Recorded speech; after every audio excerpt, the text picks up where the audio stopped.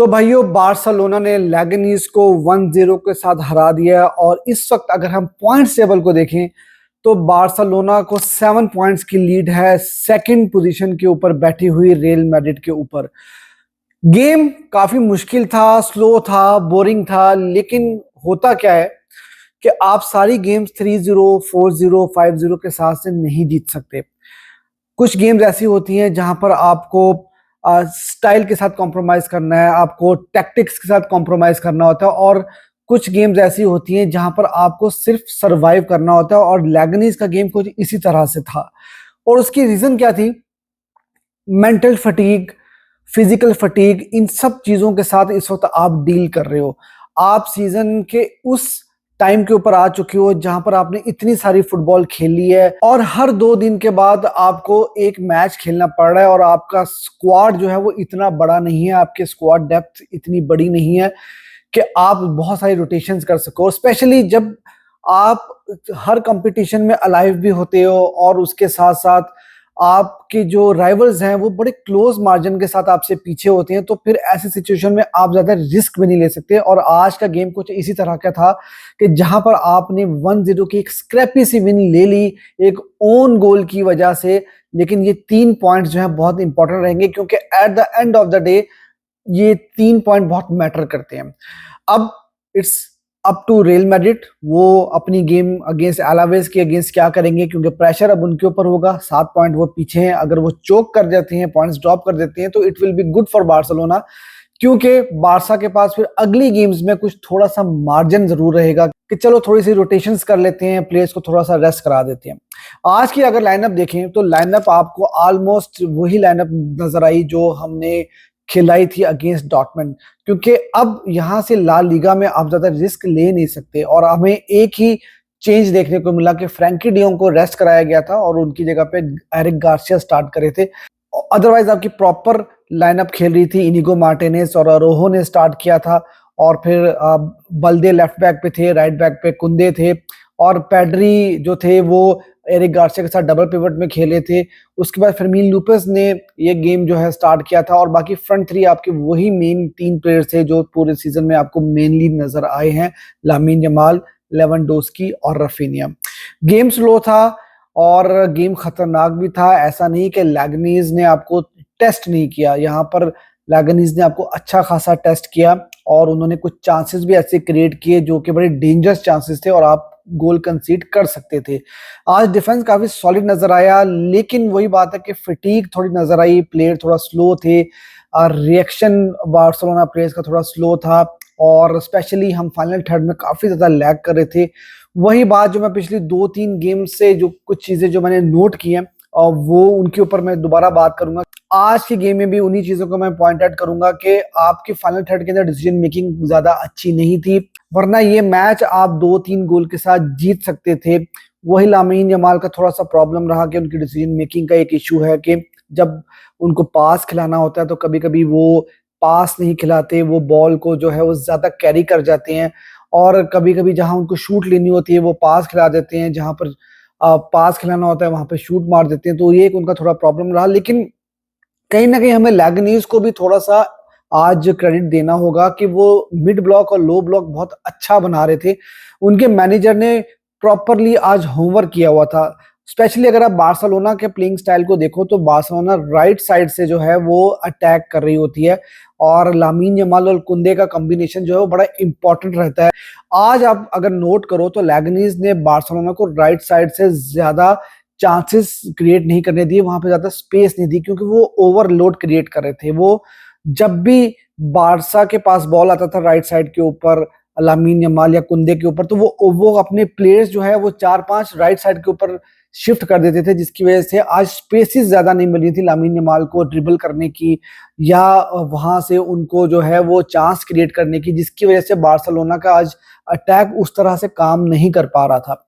और आपको इस बात का पता है कि बार्सिलोना लेफ्ट साइड से तो ज्यादा अच्छा परफॉर्म नहीं कर पाता क्योंकि हमारे पास लेफ्ट विंगर नहीं है, और इसी वजह से हम हमेशा ये बात बोलते हैं कि लेफ्ट विंगर जो है वो बारसा को साइन करना होगा।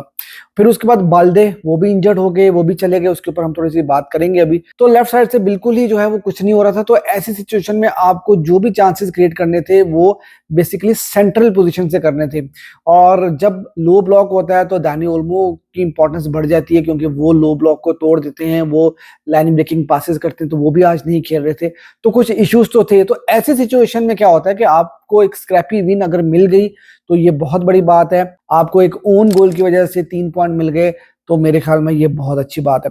कुछ चांसेस क्रिएट किए थे, उन चांसेस को हमने अवेल नहीं किया। जिससे मैंने आपको बताया कि हम लोग पास खिला सकते थे, हमने पास नहीं किए। फिर मीन लूपस ने 2-3 लोगों को काट दिया था और वो उन्होंने शॉट बाहर मार दी, वो एक चांस मिस हुआ। लेवेंडोस्की का एक हेडर मिस हो गया था, वो उन्होंने बाहर मार दिया था। और फिर उसके बाद पैड्री ने भी आखिर में एक उनको चांस मिला था जहां पे उन्होंने काफी अच्छे प्लेयर को ड्रिबल किया और वो लामीन यमाल को पास खिला सकते थे, लेकिन वो खुद चले गए गोल करने के लिए, एक वंडर गोल के लिए चले गए, तो वो गोल भी नहीं हुआ। तो ऐसी सिचुएशन में जब मैच बहुत टाइट होता है ना, तो आपको डिसीजन मेकिंग अच्छी करनी होती है, आपको गेम को किल करना होता है क्योंकि एक गोल की लीड कभी भी उतर सकती है। बाकी इस सीजन में यार बार्सिलोना ने first half of the season में जिन टीम्स के अगेंस्ट मैचेस हारे थे उन सब टीम्स के अगेंस्ट बार्सा ने रिवेंज ले लिया है।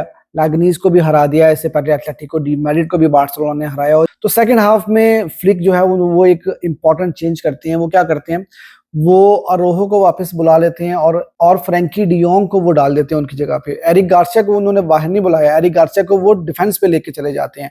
और फिर जब हमने 1-0 की लीड ले ली थी ना, तो एरिक गार्सिया आपको पता है कि इतने सॉलिड डिफेंडर नहीं है, तो फिर उन्होंने क्या किया कि उन्होंने कुबार्सी को एरिक गार्सिया की जगह जो है वो डाल दिया। तो बहुत अच्छी मैनेजमेंट थी यहाँ पर फ्लिक की, और वो गेम को समझ रहे थे, परख रहे थे, देख रहे थे, और उन्होंने बहुत अच्छी जो है सब्स्टिट्यूशंस किया, और उनकी सब्स्टिट्यूशंस ने आज की गेम बचाने में बहुत इंपॉर्टेंट रोल किया। अब प्लेयर बाय प्लेयर डिस्कशन कर लेते हैं। शेजनी यार वर्ल्ड क्लास कीपर हैं, मुझे समझ नहीं है कि उन्होंने रिटायरमेंट क्यों ले ली थी, और रिटायरमेंट के बाद जब वो आए हैं तो उन्होंने बारसा के लिए कमाल की परफॉर्मेंसेस दी हैं। जब से वो बारसा के लिए खेल रहे हैं हम अनबीटन जा रहे हैं, और आज की गेम के मैन ऑफ द मैच हैं। 12 मिनट में बहुत अच्छा मौका मिला था लैगनीज को गोल स्कोर करने का, लेकिन शेजनी का एक बहुत अच्छा सेव था। कुंदे हमेशा की तरह उनका वर्क रेट बहुत अच्छा था, वो अच्छा खेल रहे थे। अरोहो थोड़ा सा बीच बीच में से मुझे लगा कि उनकी डिसीजन मेकिंग कुछ ठीक नहीं रही, और उनको वापस भी बुला लिया था सेकंड हाफ में, लेकिन फिर भी वो सॉलिड थे। और स्पेशली जब हम हमारे ऊपर काउंटर अटैक हो रहा था तो वहां पर अरोहो थोड़ा सा लैग कर रहे थे डिसीजन मेकिंग में। इनीगो मार्टिनेस, यार इस बंदे की कितनी तारीफ की जाए कम है।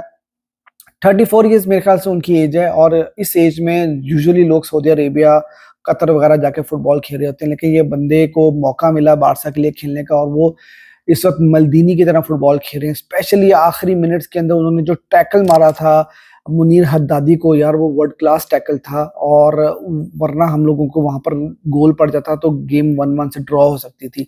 तो हैट्स ऑफ टू हिम। बाल्दे का गेम ठीक डिसेंट जा रहा था, लेकिन अनफॉर्चुनेट है कि वो इंजर्ड हो गए, और अभी जो न्यूज आ रही है उसके मुताबिक कुछ सोर्सेज क्लेम कर रहे हैं कि वो 2 वीक के लिए बाहर हैं, कुछ कह रहे हैं कि वो 3 वीक के लिए बाहर हैं, कुछ सोर्सेज कह रहे हैं कि वो शायद कोपा डेल रे का फाइनल नहीं खेल पाएंगे। लेट्स सी, कल को दोबारा टेस्ट होंगे, उसमें थोड़ा कंफर्म होगा कि उनका क्या सिचुएशन उनकी बनती है।